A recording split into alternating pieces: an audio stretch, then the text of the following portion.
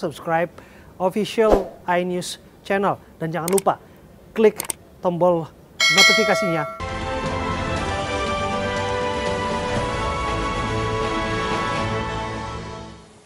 Pemirsa, seorang pria berontak saat kedapatan tidak memakai masker oleh petugas Satpol PP. Selain itu, mantan petugas Satgas COVID-19 juga kedapatan tidak memakai masker.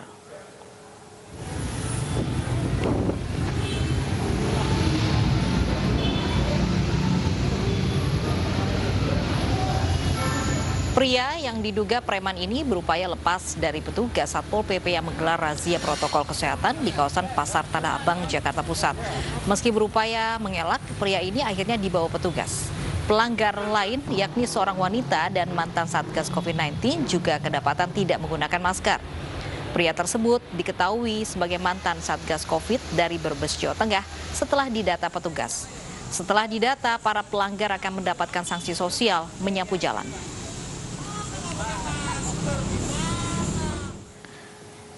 Pemerintah memperpanjang pemberlakuan pembatasan kegiatan masyarakat atau PPKM skala mikro selama 14 hari ke depan hingga 22 Maret mendatang. Tidak hanya di Pulau Jawa dan Bali, PPKM Mikro Jilid 3 juga diperluas di 3 provinsi, yakni Kalimantan Timur, Sumatera Utara, dan Sulawesi Selatan. Sulawesi Selatan menjadi salah satu provinsi dari 2 provinsi lainnya yang mendapat instruksi Menteri Dalam Negeri terkait kebijakan perpanjangan PPKM skala mikro. Perpanjangan ini berlaku selama 14 hari, mulai 9 Maret hingga 22 Maret mendatang. Pembatasan yang diberlakukan masih sama, pemerintah tetap mengizinkan dibukanya fasilitas umum dengan kapasitas 50% dan karyawan tetap melaksanakan work from home atau kerja dari rumah.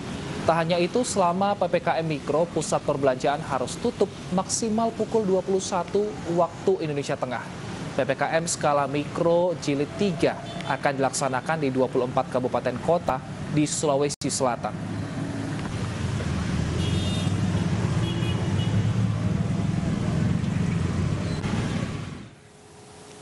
Lalu bagaimana penerapan perpanjangan waktu PPKM di Kota Makassar? Sudah bersama dengan kami Wali Kota Makassar, Bapak Muhammad Ramdan Pomanto. Selamat, atau yang biasa disapa dengan Pak Dani Pomanto. Selamat siang, Pak Dani. Selamat siang, Pak Wilson. Baik, Pak Dani, ini seperti apa pemberlakuan PPKM Mikro Jilid 3 ini? Apakah ada yang diperketat dan seperti apa sanksinya nanti kepada masyarakat yang melanggar? Saya kira seperti standar PPKM yang sudah berlaku di Jawa, PPKM skala mikro di Kota Makassar, saya kira kita akan menyamakan standar yang telah ditentukan oleh pemerintah pusat. Dan kami sangat bersyukur dan kami siap menerima perintah dan menjalankan perintah ini dengan sebaik-baiknya.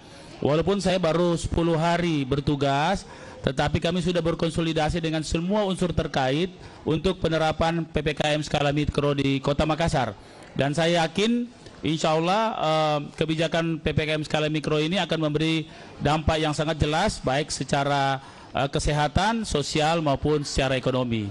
Baik, Pak Dani, ini kan yang berbeda, ini ada perluasan begitu PPKM. Apakah di Makassar sendiri juga melakukan perluasan di beberapa wilayah melihat misalnya masih ada zona merah begitu? Bagaimana mekanismenya?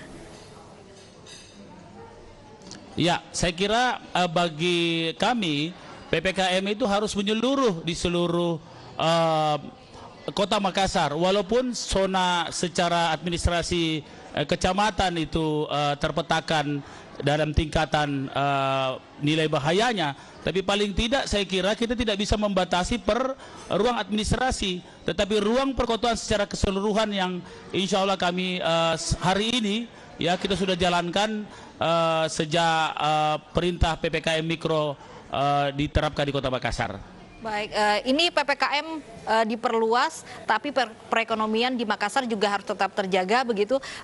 Anda juga menerapkan ada hari ojol kemarin. Apakah itu merupakan upaya dari tetap mempertahankan perekonomian di Makassar? Ya, jadi memang kami punya program yang selaras dan memperkuat PPKM skala mikro ini yang akan kami terapkan setelah kami simulasi 1 bulan ini. Saya kira persis sama di mana tracing, testing dan treatment menjadi bahagian yang pokok walaupun kami mendahulukan testing nantinya, termasuk tentang pemulihan ekonomi. Ojol Day atau Hari Ojol ini adalah bahagian daripada sebuah intervensi memperkuat perekonomian rakyat kecil, di mana semua orang di Makassar kami menghimbau untuk memakai jasa ojol tanpa paksaan, karena pada saat hari yang sama kita akan menaikkan harga parkir 10 kali lipat, sehingga ada pilihan-pilihan bagi masyarakat untuk paling tidak kalau dia ingin membantu sesamanya, dia memakai jasa ojol tentunya dengan standar-standar prokes. Ini ada sebuah inovasi yang akan segera kami terapkan setelah kami simulasi dalam waktu yang dekat, termasuk juga festival vaksinasi yang akan kami segera buat dalam jangka waktu yang dekat ini. Baik, kita berharap semoga nanti apapun kebijakan yang dilakukan pusat maupun pemerintah daerah Kota Makassar ini dapat menekan angka virus corona, khususnya saat ini di Kota Makassar. Terima kasih Pak Dani Pomanto, Wali Kota Makassar, telah bergabung bersama kami di iNews Siang. Pemirsa, Presiden Joko Widodo hari ini bertolak ke daerah istimewa Yogyakarta dalam rangka kunjungan kerja. Dalam kesempatan ini, Presiden meninjau vaksinasi massal bagi para seniman dan budayawan Yogyakarta. Setibanya di Yogyakarta, Presiden langsung menuju Padepokan Seni Bagong Kusudiarja di Dusun Kembaran, Desa Taman Tirto, Kecamatan Kasihan, Kabupaten Bantul. Di sini, Presiden meninjau pelaksanaan vaksinasi massal bagi para seniman dan budayawan Yogyakarta. Ada 517 seniman yang ikut dalam vaksinasi massal kali ini. Presiden menyebut vaksinasi ini adalah upaya untuk merawat semangat para seniman dan budayawan untuk terus berkarya meski di tengah pandemi. Setelah dari Yogyakarta, Presiden juga akan menuju Semarang, Jawa Tengah untuk meninjau vaksinasi massal bagi tokoh lintas agama dan santri di sana. Pagi hari ini dilaksanakan vaksinasi sebanyak 517 seniman, baik itu seniman musik, tari, seni rupa, pelukis, tradisional sampai modern. Kemudian seni tradisional sampai modern, semuanya tadi divaksinasi dan alhamdulillah semuanya berjalan dengan lancar. Kita tahu ini adalah keadaan yang tidak mudah, keadaan yang tidak gampang bagi para pekerja seni, tetapi kita harus terus merawat semangat. Pemerintah membuka peluang penyelenggaraan event olahraga, musik hingga pameran di tengah pandemi. Syaratnya, pengelola harus bisa menjamin kegiatan yang dihelat bebas penularan COVID-19. Dan berikut pernyataan Menparekraf Sandiaga Uno. Saya ingin juga secara tegas memberikan peluang kepada para penyelenggara event untuk mengadopsi digitalisasi, virtualisasi. Jadi seandainya event tersebut masuk ke dalam zona hijau, mungkin kita bisa jalankan dengan protokol kesehatan yang ketat dan disiplin. Seandainya meningkat resikonya, mungkin bisa dalam bentuk hibrid. Dan seandainya tidak dalam posisi untuk dilakukan kegiatan, maka akan ada opsi untuk menjalankan kegiatan tersebut melalui sistem online atau virtual.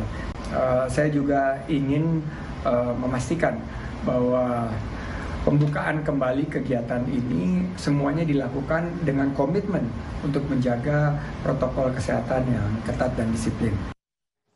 Pemirsa, Rapat Koordinasi Nasional Penanggulangan Bencana digelar di Geraha BNPB Jakarta. Rakornas membahas evaluasi dan tata kelola penanganan bencana di Indonesia dengan tema tangguh hadapi bencana. Rakornas BNPB yang digelar di Gedung Geraha BNPB Jakarta membahas tata kelola, desentralisasi, dan anggaran serta evaluasi penanganan bencana di Indonesia. Acara dibagi menjadi 2 sesi dengan dihadiri oleh perwakilan pemerintah, anggota DPR hingga kepala daerah.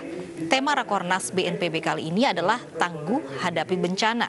Salah satu fokus diskusi adalah koordinasi antara pemerintah pusat dan daerah, sehingga pemerintah daerah memiliki kemandirian dalam menghadapi bencana alam maupun non-alam. yang tidak ditransfer. Pemda juga kita harapkan juga ikut kontribusi, dan selama ini Pemda kontribusi dalam mendukung pendanaan dan juga kegiatan dan juga SDM untuk hal itu.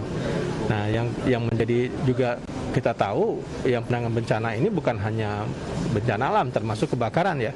Kebakaran juga dilakukan oleh BNPB, kolaborasi. Kami sesuai dengan tugas pokok dan fungsi kami sebagai DPR, tentu kami melihat bahwa memang perlu ada revisi terhadap Undang-Undang Penanggulangan Bencana dalam rangka bagaimana kita melihat perkembangan ya, dari jenis-jenis bencana yang sekarang ini semakin banyak. Salah satunya misalnya likuifaksi, ya, bencana non alam seperti COVID, ya, ini kan perlu penanganan manajemen kebencanaan yang lebih terarah. Gitu.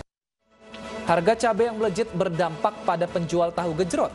Anyus Siang akan kembali sesaat lagi, tetap bersama kami.